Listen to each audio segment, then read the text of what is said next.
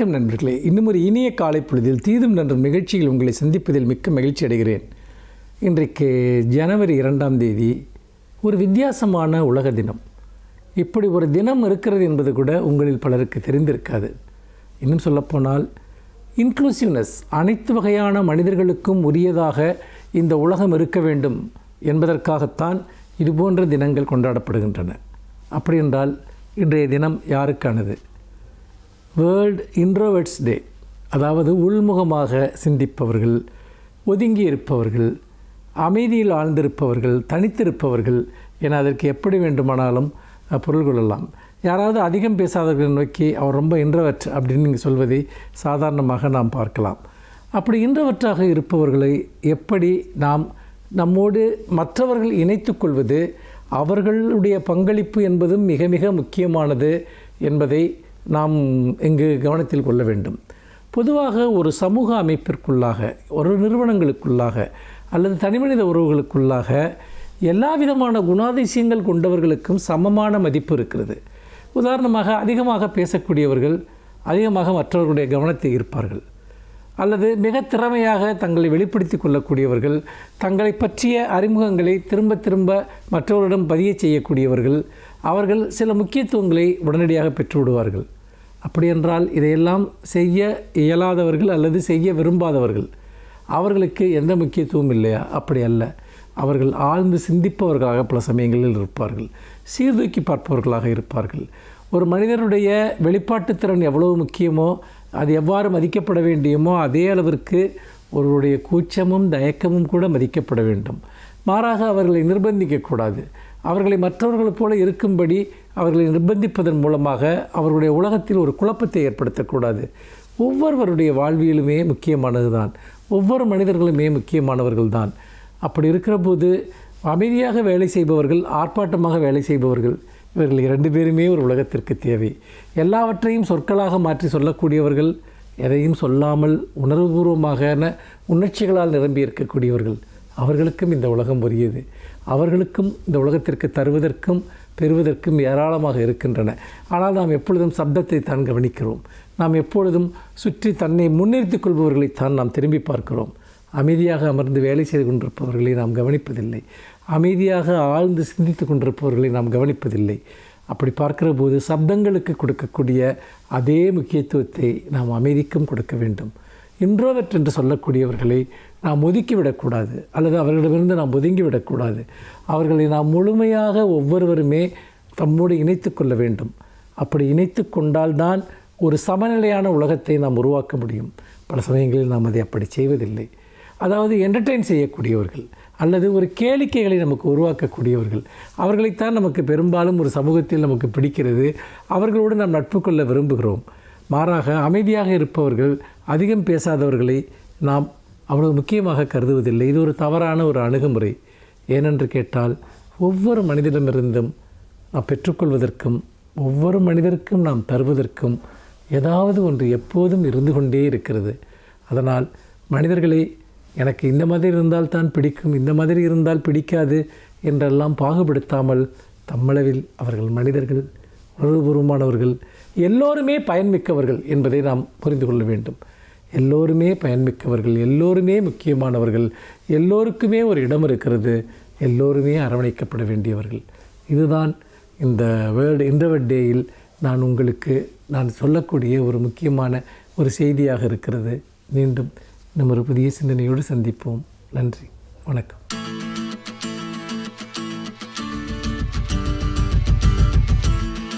அனைவருக்கும் என் அன்பு வணக்கம். எப்போதாவது வியப்பாக ஒரே நாடில் மிக பெரும் ஆளுமைகள் இருவர் பிறந்திருப்பார்கள் அல்லது மறைந்திருப்பார்கள்.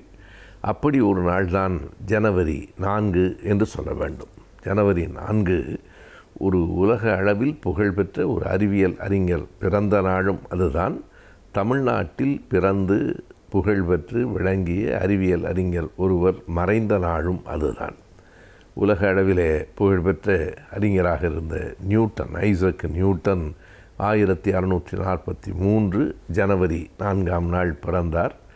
அதே ஜனவரி 4ஆம் நாள் 1974வது ஆண்டு அறிவியல் அறிஞர் ஜிடி நாயுடு அவர்கள் மறைந்தார்.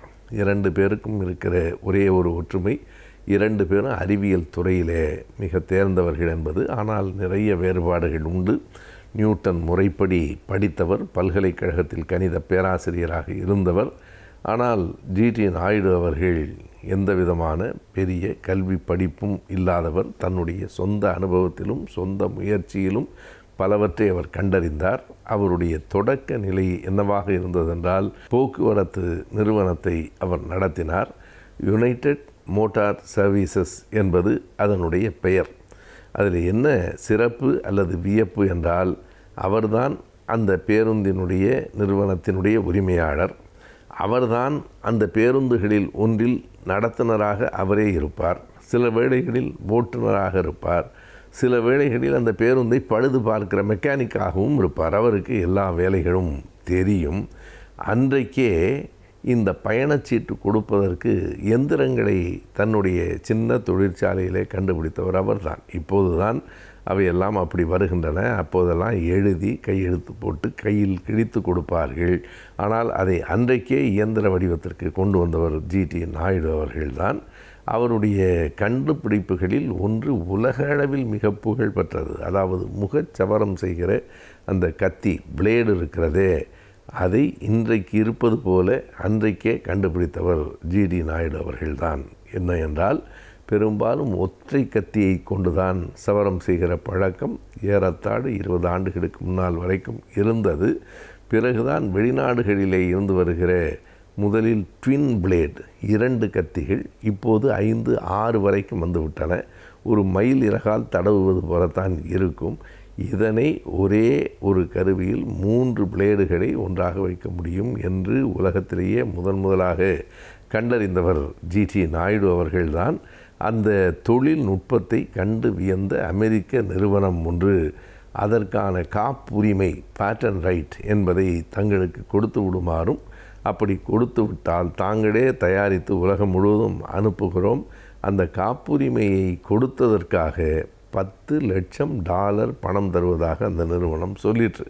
அதாவது இன்றைக்கே $1 என்ன விலை என்பதை நாம் அறிவோம். ஏறத்தாழ $100 கொடுத்தால்தான் $1 வாங்க முடியும். எப்போது?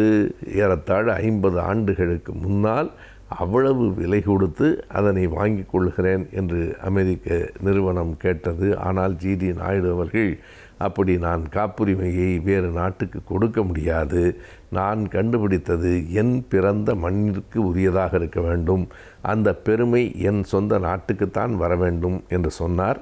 அந்த நாட்டு பற்றுக்கு இந்த நாடு என்ன பரிசு கொடுத்தது? கடைசி வரையில் அதை இவர்களும் அங்கீகரிக்கவில்லை. அவர் எந்த அளவுக்கு ஆற்றாமையோடு இறுதி நாள்களில் இருந்தார் என்பதற்கு ஒரு எடுத்துக்காட்டு, சென்னையிலே ஒரு கடற்கரையிலே ஒரு கண்காட்சியகத்தை தொடங்கி எல்லாம் அவர் கண்டுபிடித்த பொருள்களை எல்லாம் வைத்து ஐயா பெரியார் அவர்களையும் அறிஞர் அண்ணா அவர்களையும் அழைத்து, இந்த பொருளையெல்லாம் நான் கண்டுபிடித்திருக்கிற எதனையும் இந்த அரசு பயன்படுத்தி கொள்ளவில்லை, இவற்றை நான் தொடர்ந்து போராடி கொண்டு செலுத்தவா இல்லை உடைத்து எறிந்து விடவா என்று கேட்பதற்காக அவர்களை கூப்பிட்டார். அண்ணா முயற்சி செய்ய வேண்டும் என்றார். பெரியார் வைத்திருந்து பயனில்லை என்றார். அந்த கூட்டம் முடிகிற போது ஜிடி நாயுடு தன் கைத்தடியால் அந்த பொருட்களை எல்லாம் அடித்து உடைத்து விட்டார் என்பது அவருடைய விரக்தி எந்த அளவுக்கு இருந்திருக்கிறது என்பதை காட்டுகிறது. எப்படி இருந்தாலும் 2 மிகப்பெரிய அறிவியல் அறிஞர்கள், ஒருவர் பிறந்த நாளும் ஒருவர் மறைந்த நாளும் ஜனவரி 4.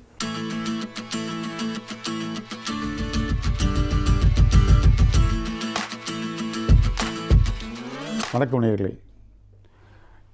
நாம் மன வாழ்க்கையில் ஏற்படக்கூடிய சிக்கல்கள், பிரச்சனைகள், இவைகளெல்லாம் நாம் எவ்வாறு சமாளிப்பது என்பதை பற்றி சில யூகங்களை நாம் பார்த்து வருகின்றோம். அதில் ஒவ்வொன்றாக பார்த்து வந்தோம். அதாவது நாம் பிடித்தது, பிடிக்காதது, விட்டு கொடுப்பது, பிறந்த வீட்டை பற்றி நாம் பெருமையாக பேசாமல் இருப்பது என்று பல யுக்திகளை நான் உங்களிடம் கூறி வந்தேன். அதில் ஒரு முக்கியமான ஒன்றாக இருப்பது தாம்பத்தியம். அதாவது மன வாழ்க்கையில் தாம்பத்தியம் என்பது பொதுவாக செக்ஷன் சொல்கின்றோம். அதாவது அதை பற்றிய பாலியல், இதை பற்றிய பிரச்சனைகள், அதை பற்றிய விவரங்களை எல்லாம் நாம் அதாவது வெளிப்படையாக சொல்வதற்கு நாம் இன்றும் அதாவது வெளிப்படையாக சொல்லக்கூடிய ஒரு நிலைமை இன்னும் வரவில்லை. அதாவது அதுபோல் ஒரு சந்தர்ப்பம் தான் நிலவுகின்றது. பால்வெளிகளை பற்றி, பாலியல் பற்றி விரிவாக வெளிப்படையாக சொல்வதற்கு முடியாத ஒரு நிலையில் இருக்கின்றோம். அதாவது செக்ஸ் சொல்கின்றோம். செக்ஸ் என்றால் என்ன என்று அதாவது கேட்டோம் என்றால், செக்ஸ் என்பது லத்தீன் லாங்குவேஜில் அந்த காலத்தில் அதாவது மருத்துவத்துறையில் கிரேக்கர்கள், லத்தீன் இவர்கள் தான் அவர்கள் கை ஓங்கியிருந்தது. அவர்களுடைய மொழிகள் தான் இன்றும் மருத்துவத்துறையில் நாம் பின்பற்றி வருகின்றோம்.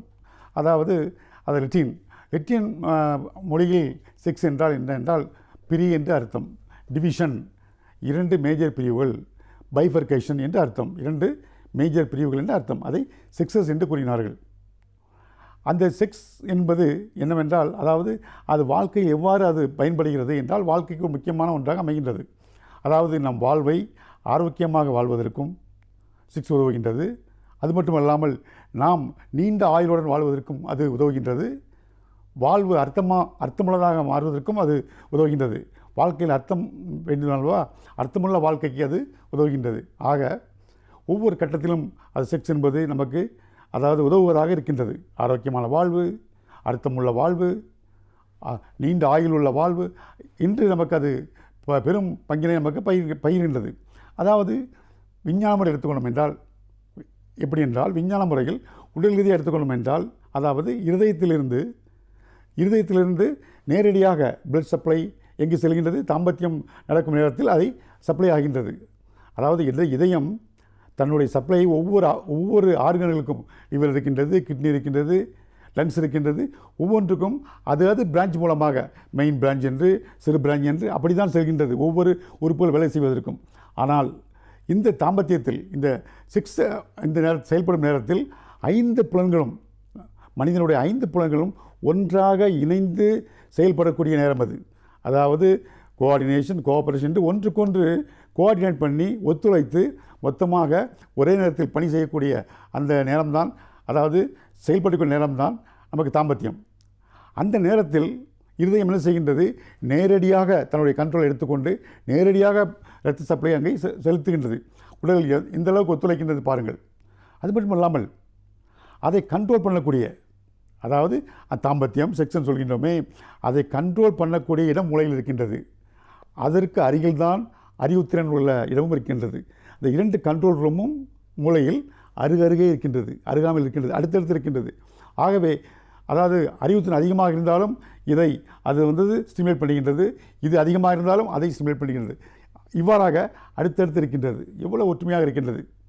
அது மட்டுமல்லாமல் அதாவது நாம் பார்க்கின்றோம், அதாவது உடல் மட்டுமல்ல உள்ளம் கூட, அதாவது தாம்பத்தியம் என்பது தனி மனிதனுடைய வாழ்க்கை, தனி மனித சுதந்திரம் என்றால் கூட இருவரும் இணைந்தால்தான் நாம் அதை செயல்படுத்த முடியும். அதே நேரத்தில் அதாவது அது உடல் சம்பந்தமான ஒன்றுதான், உறவுதான். இருந்தாலும் மனம் அங்கே முக்கியத்துவம் பெறுகின்றது. மனமும் அதில் பங்கேற்கின்றது. எவ்வாறு என்றால் திருப்தி. நமக்கு திருப்தி என்பது எப்படி கிடைக்கின்றது, நாம் உடல் மூலமாகத்தான் அதில் நாம் தாம்பத்தியம் என்பது கிடைக்கின்றது அந்த செயலில். அதே நேரத்தில் நாம் அதாவது திருப்தி என்று ஒன்று உண்டு. திருப்தி அடைந்தால் தானே நமக்கு திருப்தி என்று ஒன்று வரும். அது முடிவு கொண்டு வருவதற்கு திருப்தி தேவைப்படுகின்றது. அந்த திருப்தி எங்கிருந்து வருகிறது, மனத்திலிருந்து வருகிறது, மனம். ஆகவே அதாவது தாம்பத்தியத்தில் உடல் ரீதியாக இருந்தாலும் உள்ளமும் முக்கியமாக ஒரு பங்கை ஏற்றுக்கொள்கிறது. ஆகவே இது வாழ்க்கைக்கு முக்கியமான ஒன்று. இருந்தாலும் நாம் அதாவது செக்ஸ் என்ற வார்த்தைகளை சொல்வதற்கு நம்முடைய சமுதாயத்தில் சில ஸ்டிக்மாக்கள் இருக்கின்றது, அடைமொழிகள். அது மட்டுமல்லாமல் மற்ற பெயரெல்லாம் இருக்கின்றது. வெளிப்படையாக சொல்வதற்கே முடியாத ஒரு சந்தர்ப்பம் நிலவுகின்றது. அதனால்தான் இன்று அதாவது என்ன சொல்கின்றார்கள் என்றால், வாழ்வியல் மருத்துவம், வாழ்வியல் கல்வி என்று சொல்கின்றார்கள். அதாவது வாழ்வியல், அது மருத்துவவியல் கல்வி அப்படி என்று சொல்கின்றார்கள். குடும்பவியல் கல்வி என்று கூறுகின்றார்கள். அதை நாம் அழகு தமிழில் சொல்ல வேண்டும் என்றால், நம்முடைய அழகு தமிழில் அர்த்தமுள்ளதாக சொல்ல வேண்டும் என்றால் அதுக்கு தாம்பத்தியம் என்று சொல்லலாம். தாம்பத்தியம் என்பது ஒரு புண்ணியமான வார்த்தை, ஒரு கண்ணியமான வார்த்தை. நாம் அதை பயன்படுத்திக் கொள்ளலாம். ஆகவே தாம்பத்தியம் மனிதனுடைய திருமணத்தில் தாம்பத்தியம் என்பது முக்கிய பங்கு வகிக்கின்றது. தாம்பத்தியம் இல்லாமல் திருமணம் இல்லை. தாம்பத்தியம் இல்லாத திருமணங்கள் அதாவது நிலைக்கலாம். ஆனால் திருமணம் இல்லாத தாம்பத்தியங்கள் நிலைத்ததாக சரித்திரமில்லை. ஆகவே தாம்பத்தியம் என்பது ஒரு முக்கியமான ஒன்றாக இருக்கின்றது. தாம்பத்தியம் அதுவாக நம்முடைய சமுதாயத்தில் எடுத்துக்கொள்ளும் என்றால், திருமணத்திற்கு அப்பாற்பட்ட தாம்பத்தியத்தை சமூகம் ஏற்றுக்கொள்வதில்லை. அது கண்டிக்கத்தக்கது, அது தண்டிக்கத்தக்கது. நம்முடைய சமுதாயத்தில் திருமணத்திற்கு அப்பாற்பட்ட தாம்பத்தியம், ஒரு பாலியல் உறவு என்பதை சமூகம் ஏற்றுக்கொள்ளுமா? ஆணாக இருந்தாலும் சரி, பெண்ணாக இருந்தாலும் சரி ஏற்றுக்கொள்ளாது. அதே நேரத்தில் திருமணத்தின் மூலமாக நாம் அடையும் தாம்பத்தியம் இருக்கின்றதே, அதற்கு நம்முடைய சமூகம் என்ன கூறுகின்றது? அதை ஒரு புண்ணியமாக நினைக்கின்றது, ஒரு கண்ணியமாக நினைக்கின்றது, ஒரு மரியாதையாக நினைக்கின்றது. நமக்கு ஒரு மரியாதையும் கிடைக்கின்றது அந்த தாம்பத்தியத்துக்கு. அதை சாந்தி என்று கூறுகின்றோம், மன அமைதி, சாந்தி முகூர்த்தம் என்று கூறுகின்றோம் அல்லவா? திருமணத்தின் மூலம் அதை அடையும் பொழுது அதனுடைய கண்ணியமும் அதனுடைய மதிப்பும் கூடுகின்றது. ஆகவே திருமணத்தில், தாம்பத்தியத்தில், அதாவது இந்த தாம்பத்தியம் ஈடுபடும் போது அதில் சில கட்டுப்பாடுகள் இருக்கின்றன. எழுதாத சட்டம், அது எழுதாத சில சட்டங்கள் இருக்கின்றன, சில கோட்பாடுகள், விதிமுறைகள், கட்டுப்பாடுகள் எல்லாம் இருக்கின்றன. நம்ம சமுதாயம் அதை அமைத்து தந்திருக்கின்றது. ஒரு செயல் இருக்கின்றது வைத்துக்கொள்வோம். ஒரு செயல் இருக்கின்றது, அந்த செயலில் ஒரு லிமிட்டேஷன் இருக்கும். அந்த லிமிட்டுக்குள்ளே நாம் இருக்க வேண்டும். சமுதாயம் ஒன்றை வைத்திருக்கின்றது, ஒரு செயலை. அந்த செயலை நாம் தாண்டும் பொழுது, அந்த செயலை மீறி, அந்த வேலையை மீறி, அந்த ஒரு லிமிட்டேஷனை மீறி நாம் செயல்படும் போது எப்படி இருக்கின்றது? அது சமுதாயத்திற்கு பயன்படும் பொழுது அது சாதனையாக ஏற்றுக்கொள்ளப்படுகிறது. சமுதாயத்திற்கு பயன்படாத இருக்கும் பொழுது, சமுதாயத்திற்கு தீங்கு விளைக்கும் போது அது தண்டனைக்குரியதாக ஆகிறது. ஆகவே சமுதாயம் நாம் அதை தவறு என்றும் சரி என்றும் அதை தீர்மானிக்கின்றது. அதாவது தாம்பத்தியத்தை பொறுத்தவரையில் என்னென்றால், அதாவது இதுதான் சரி, இதுதான் தவறு என்றில்லை, இதுதான் அளவு, இவ்வளவுதான் அளவு இருக்க வேண்டும் என்றெல்லாம் இல்லை. அதாவது நம்ம முடிந்தது, முடியாதது, பிடித்தது, பிடிக்காதது, அதாவது வேண்டியது, வேண்டாதது எல்லாம் அங்கே இருக்கின்றன. அதே நேரத்தில் தாம்பத்தியத்தில் அதாவது வக்கிரங்கள் இருக்கின்றது, கொடுமைகள் இருக்கின்றது, துன்பங்கள் இருக்கின்றது, விவகாரங்கள் இருக்கின்றன, கொடுமைகள் இருக்கின்றன, இதெல்லாம் இருக்கின்றன. இதையெல்லாம் கட்டுப்படுத்ததான் சமுதாயம் அதாவது சட்டங்களை, எழுதாத சட்டங்களை இயக்கி வைத்திருக்கின்றது, கட்டுப்பாடுகளை. அந்த கட்டுப்பாட்டுக்குள் இருக்கும் பொழுதுதான் அந்த தாம்பத்தியம் சிறப்பை பெறுகின்றது. ஆகவே இன்றைய இளைஞர்கள் அதாவது தாம்பத்தியத்தை பொறுத்தவரை எப்படி இருக்கின்றார்கள் என்பதை நாம் அடுத்த முறை சந்திப்போம். நன்றி, வணக்கம்.